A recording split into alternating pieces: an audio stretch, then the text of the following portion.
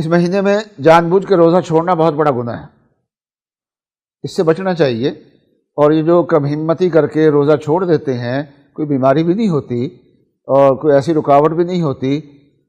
تو ان کو سوچنا چاہیے کہ یہ تھوڑی سی کم ہمتی کر کے اللہ کے فریضے کو ہم چھوڑ رہے ہیں، اور کم ہمتی کر کے بہت بڑی سعادت کو ہم چھوڑ رہے ہیں۔ لیکن اس کے ساتھ ساتھ اس سے بھی بڑی غلطی بعض ماحولوں میں ہوتی ہے۔ بعض دیہاتوں میں دیکھنے میں آیا کہ ایک صاحب تھے، وہ کراچی کے تھے، اور پنجاب میں وہ کسی جگہ وہ افسر تھے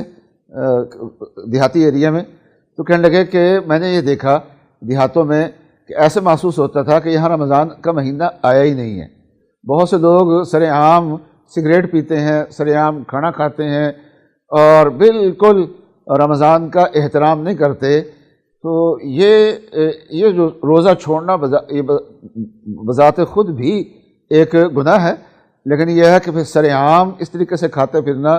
یہ رمضان المبارک کی بے احترامی ہے۔ تو یہ شعائر اللہ کی بے احترامی ہے، اور جب شعائر اللہ کی بے احترامی ہوتی ہے تو اللہ کا غضب نازل ہوتا ہے۔ تو بہت ساری بڑی بڑی جو مصیبتیں اس ملک میں آئی ہیں، کبھی سیلاب، کبھی زلزلہ، اور کبھی ٹینکر الٹ گیا، اور بیک وقت بہت سارے مسلمان جو ہیں، بہت سارے لوگ جو ہیں آگ کے اندر جھلس گئے، وہ رمضان کے مہینے میں ہوا ہے۔ اس لیے دیہات کے لوگوں کو اور وہاں کے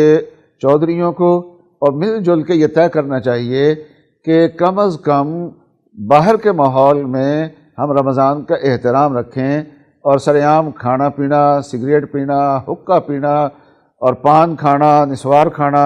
ان چیزوں سے احتیاط کریں، کیونکہ یہ اللہ تعالیٰ کے غضب کو دعوت دینے والی چیز ہے۔